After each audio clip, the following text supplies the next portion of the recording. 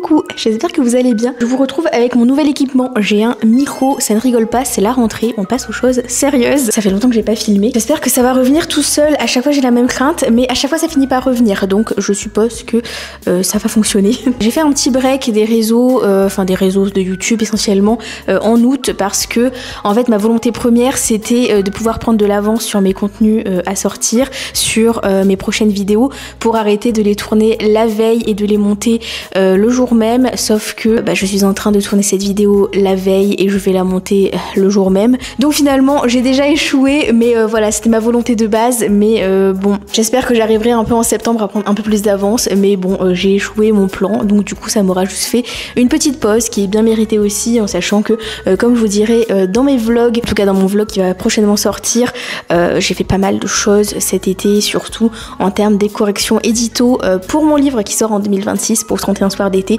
Donc j'avais du pain sur la planche. J'ai clairement pas chômé, et puis le travail aussi qui me prend beaucoup de temps. Donc voilà, et en parlant de travail, ça tombe bien parce que c'est un peu ce dont je voudrais vous parler dans cette vidéo. Je voulais faire une vidéo un petit peu hors série, sans trop l'être, parce que c'est un peu lié quand même à tout ce que je peux raconter sur ma chaîne. Mais voilà, j'avais une idée de vidéo qui était depuis longtemps dans un coin de ma tête, et il s'avère que la semaine dernière, j'ai lu la newsletter, la dernière newsletter de Lisons Zoé, dont je vous mettrai le lien quelque part, qui s'appelait Devenir autrice, et justement dedans elle racontait un petit peu son parcours qui l'avait amené jusque là, jusqu'à sa carrière actuelle d'autrice, etc.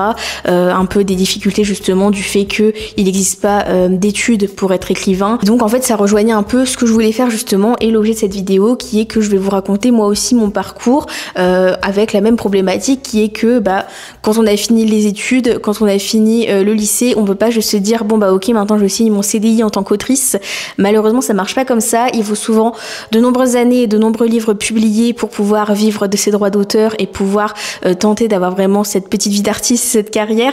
Et en attendant on est bien forcé de travailler, mais du coup quel travail faire quand on aime écrire, qu'est-ce que on peut faire de sa vie? C'est des questions que j'ai eues dans ma tête, qui me sont souvent parcouru l'esprit, et je me suis dit ça peut peut-être intéresser quelqu'un qui aurait les mêmes questionnements. Évidemment mon parcours c'est juste un parcours parmi tant d'autres, vraiment il n'y a pas un seul parcours bien, dans la mesure où voilà, c'est encore une branche de tout ce qui va être lié à l'écriture, etc. C'est des métiers où il n'y a pas d'études précises, où voilà, il y a plein de chemins qui peuvent y amener.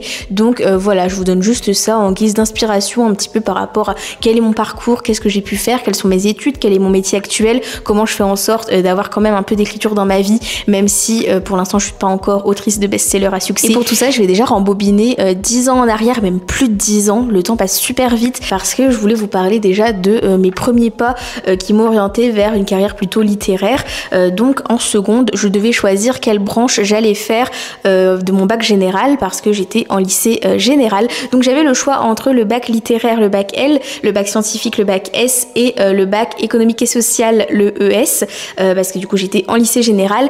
Et voilà, à l'époque c'était comme ça qu'on faisait les premiers choix. Bon, j'ai l'impression déjà d'être une vieille parce que je sais même plus comment ça fonctionne maintenant, tous ces choix là par rapport au lycée, mais je sais que ça a déjà totalement changé, que le bac L n'existe plus. Je me sens comme ma mère quand elle me parle de son bac G ou je sais pas quoi, là j'ai l'impression vraiment d'être totalement sur une autre galaxie déjà. Mais l'éducation nationale ça change trop vite, on n'a pas le temps de suivre, c'est n'importe quoi.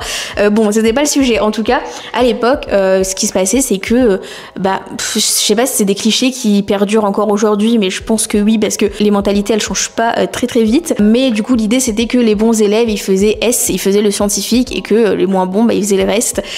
Voilà, et moi j'avais des facilités surtout en maths, même si j'ai jamais spécialement aimé ça, mais j'ai toujours eu des bonnes notes, même si j'ai jamais eu la logique mathématique, donc je comprenais pas. Souvent j'apprenais par cœur, mais je pouvais pas dire c'était quoi la logique, je comprenais pas, juste je faisais et ça marchait et j'avais une bonne note. Donc voilà, j'étais une bonne élève. Sauf qu'en fait moi j'ai jamais eu l'esprit scientifique, j'ai jamais aimé ça, que ce soit les maths ou les autres matières scientifiques d'ailleurs, j'ai toujours détesté. Du coup moi je m'étais dit je vais partir en littéraire, mais il y avait un peu ce cliché de t'as des bonnes notes, pourquoi tu vas pas en scientifique? Bon, finalement j'ai réussi à avoir gain de cause, j'ai décidé d'aller en littéraire, et j'ai pas regretté ce premier choix parce que franchement autant c'était le lycée et tout ce qui est période lycée collège, j'en garde pas non plus des souvenirs dingues, mais par rapport à juste ça, juste cette branche, ce parcours, les cours que j'ai pu avoir, ça je regrette pas, j'en garde un assez bon souvenir. Il y avait pas mal de littérature, même si souvent c'était tiré par les cheveux en termes d'analyse de texte. Il y avait du français, j'ai lu des livres que je trouvais pas mal, même s'il y en avait beaucoup que j'ai pas aimé. Et puis il y avait aussi beaucoup d'heures de philosophie, et moi j'adorais la philosophie. D'ailleurs j'ai eu 16 à mon bac philo, coefficient 9, ça c'était ma fierté. Donc voilà, dans l'ensemble j'étais assez contente d'avoir fait ce choix, même si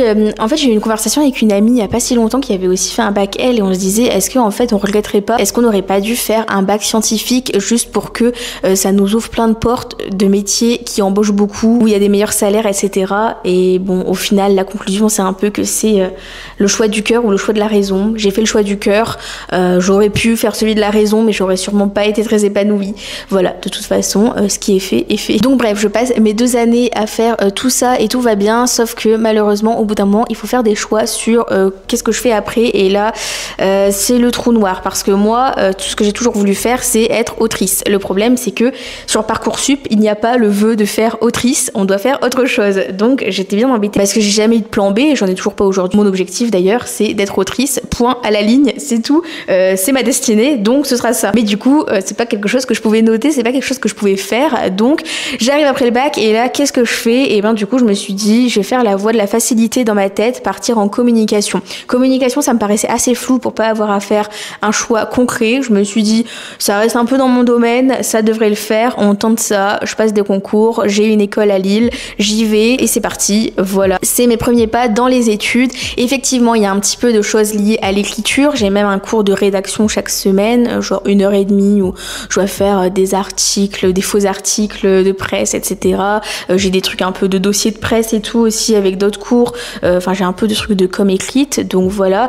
Bon c'est la première année, c'est vraiment que les bases, mais bon moi au bout d'un an je réalise que je kiffe pas vraiment ce que je fais, je réalise que en plus on apprend des trucs très très génériques, j'ai pas l'impression d'avoir forcément appris beaucoup plus de choses au bout d'un an que quand j'étais arrivée, et puis une chose en entraînant une autre, je me dis bon je pense que cette école est pas trop faite pour moi et je me dis je vais changer. Donc au bout d'un an d'école de communication je me dis qu'est-ce que je fais? On retrouve encore la même question, et alors là je vais plus vous dire mon cheminement de pensée parce que je sais pas ce qui m'a amené là, mais j'avais fait les portes ouvertes de l'université de Lille et là je vois une licence qui existait d'ailleurs que à l'université de Lille, je sais pas si elle existe ailleurs aujourd'hui, mais en tout cas voilà, il y avait que 30 personnes en France qui faisaient ça et moi je voulais faire certainement mon original, et c'était une licence d'humanité et sciences de l'information. Alors qu'est-ce que ça veut dire? Eh ben je saurais pas comment vous le résumer. En soi il y avait toute une partie de trucs antiques, de sciences antiques, avec genre de l'anthropologie, de la philosophie antique, des trucs comme ça, et moi j'étais trop dans un délire à l'époque où j'adorais la mythologie, alors je m'étais dit ok fun. Et de l'autre côté il y avait tout ce qui était sciences de l'information, donc il y avait tous des trucs un peu plus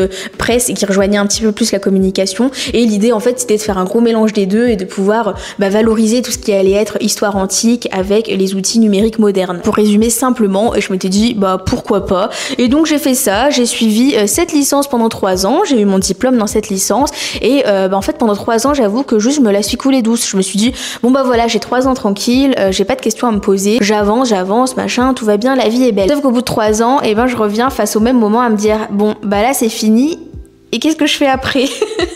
Toujours la même question, et le problème c'est que j'avais toujours pas de réponse, parce que moi dans ma tête c'était toujours moi de toute façon je veux être autrice. En même temps, double problème à ce moment-là, il s'avère que j'avais totalement arrêté d'écrire depuis toutes mes années d'études supérieures. Donc là à ce stade de l'aventure ça faisait déjà 4 ans que j'avais pas écrit une seule ligne d'un livre. Enfin j'avais tenté de temps en temps de raviver des projets mais ça avait jamais pris.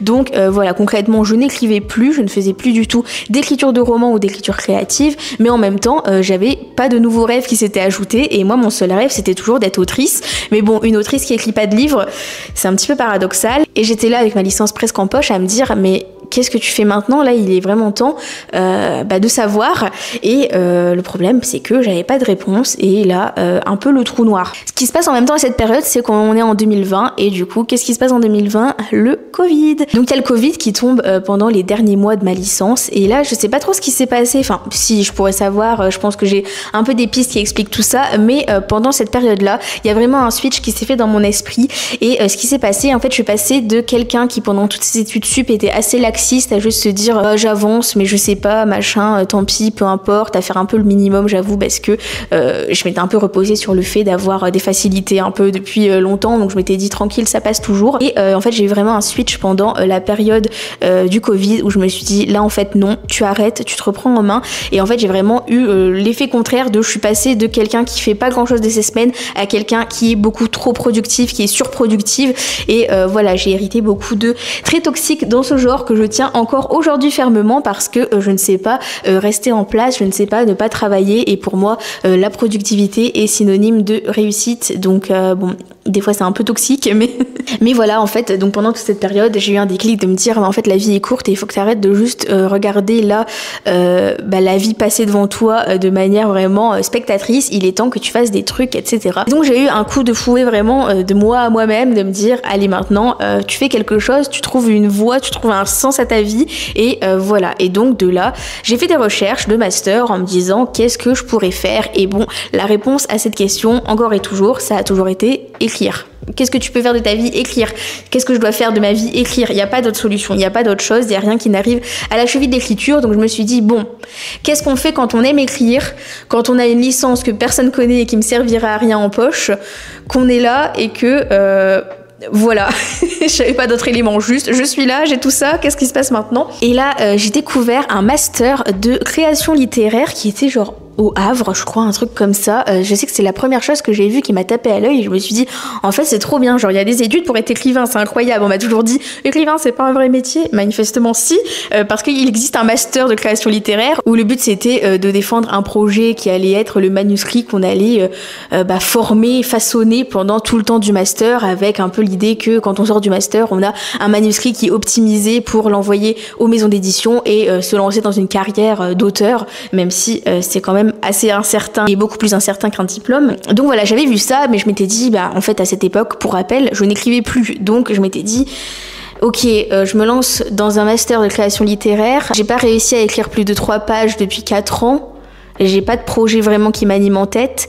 Et en plus, à cette période, j'étais absolument pas prête à faire lire mes textes à quiconque, mais encore moins à des professeurs ou à d'autres élèves qui auraient pu juger mon travail. Mais alors là, c'était hors de question, vraiment. Je n'étais pas du tout prête à ça. Donc je me suis dit, bon, ça a l'air génial, mais pas pour moi. Nouvelle impasse. Et d'ailleurs, petite parenthèse assez marrante, mais justement dans la newsletter de Lison Zoé, j'apprenais que justement elle a fait un master de ce genre-là. Donc je sais plus où c'était, je sais pas si elle l'a dit, mais en tout cas elle a fait un master de ce genre-là. Donc du coup je trouvais ça vraiment sympa d'avoir l'avis et le retour de quelqu'un l'ayant fait, quelqu'un ayant sauté ce pas, puisque moi je l'ai pas fait.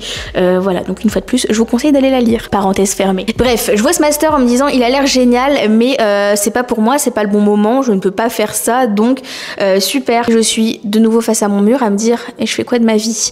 Et là je découvre un autre master. Je découvre au détour de mes recherches le master professionnel de l'écrit, qui a un nom bien énigmatique, mais en même temps être une professionnelle de l'écrit, ça me paraissait bien me correspondre. Alors je suis restée dans mon truc originalité, etc. Parce que là aussi c'est un master qui existait que dans une seule fac sur toute la France. Donc cette fois-ci c'était à l'université de Paris, Paris 7, Paris 8.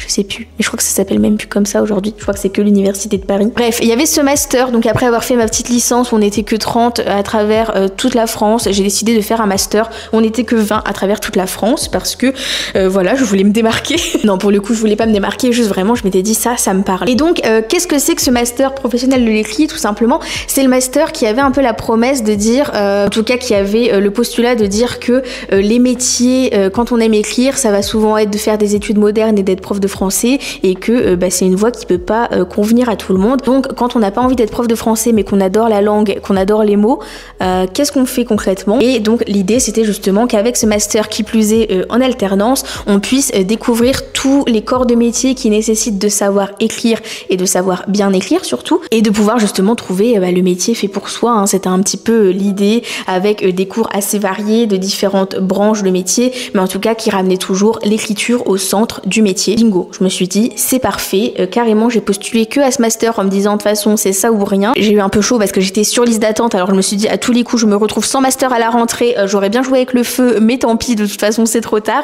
Et finalement vers mi-juillet j'ai appris que les personnes devant moi s'étaient désistées et que j'avais ma place dans le master. Donc c'était parti, je débarquais à Paris pour les 2 années de master, il fallait trouver une alternance. Et c'est là un petit peu que les choses se sont compliquées parce que j'ai trouvé une alternance, stressée comme je suis, je me suis suis dit je prends la première que je trouve, je me pose pas de questions. C'était dans un très grand groupe et c'était pour faire de la com interne, institutionnelle. J'aurais dû me douter que c'était clairement pas fait pour moi, mais je m'étais dit fais pas ta difficile, ils te veulent là, machin. N'ayant pas confiance en moi, je me suis dit de toute façon personne d'autre voudra de toi, alors t'as plutôt intérêt à accepter.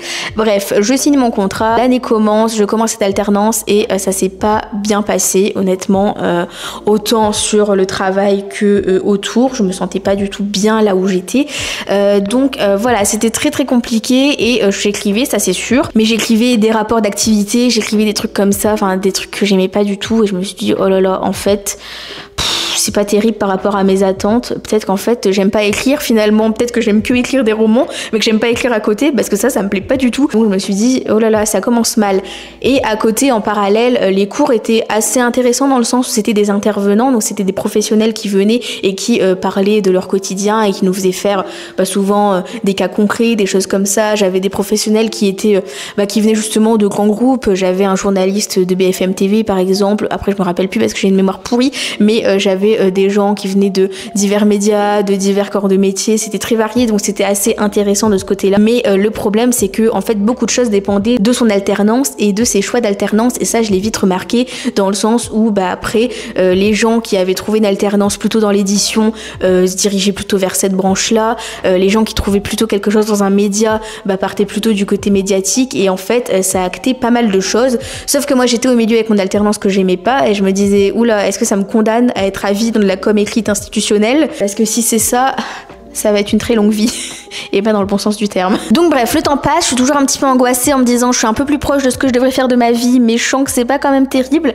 et finalement j'ai la chance de trouver une nouvelle alternance pour la deuxième année. Normalement j'étais censée rester 2 ans, mais j'ai trouvé autre chose. Alors j'ai rompu mon contrat dans les larmes, dans le stress, mais j'ai réussi à rompre mon contrat et là j'ai trouvé un nouveau contrat d'alternance dans une agence de com à Montreuil. Et alors là, heureusement, ça s'est incroyablement bien passé. Vraiment, je me suis dit wow, vraiment le modèle startup c'est vraiment 100 fois plus fun. J'avais plein de clients, je faisais plein de trucs fun, j'apprenais plein de trucs sur le terrain, je me suis pas mal formée à tout ce qui était référencement naturel par exemple, pour apprendre à avoir une écriture qui soit utile vis-à-vis de Google, des moteurs de recherche, pour que les gens lisent mes articles, pour que ce que je fasse serve au site internet et que mon écriture tombe pas juste dans un blog paumé que personne lira. Donc c'est quand même assez intéressant, j'ai appris plein de choses et là je me suis dit bon, effectivement l'alternance apporte beaucoup et voilà, c'était vraiment un plus de trouver une alternance enrichissante pour moi-même, pour mon développement. En plus humainement c'était super cool, j'ai rencontré mon collègue Tom,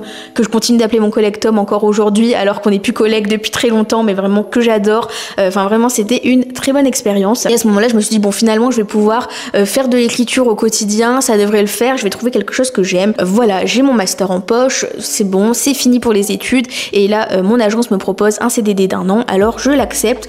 Sauf qu'entre temps c'est le drame parce que l'agence ferme ses portes et du coup je sais qu'au bout du CDD m'attend rien du tout, le chômage, et voilà, en sachant que du coup ça va faire un peu à peu, je me retrouve à avoir plus grand chose à faire à la fin et finalement c'est un mal pour un bien dans le sens où c'est à ce moment-là où je retrouve l'étincelle pour l'écriture et où je me mets à écrire ce qui va devenir 31 soirs d'été, donc mon roman à paraître l'année prochaine. Je fais toujours ma petite pub. C'est à ce moment-là où je me remets à écrire et du coup vu que j'ai moins de travail à faire puisque l'agence ferme, j'ai du temps à me consacrer à l'écriture, j'arrive vraiment à me remettre dans une routine, etc. La flamme revient et elle ne m'a plus jamais quittée, elle ne s'est plus jamais éteinte, donc c'est super. Mais je sais que bon, la vie est belle niveau écriture, j'ai retrouvé ma passion, je me sens vraiment beaucoup plus alignée avec moi-même et beaucoup mieux dans ma tête, dans mon corps, dans plein de choses, mais ok, au bout du tunnel c'est le chômage et on revient quand même avec la question de qu'est-ce que je fais maintenant ?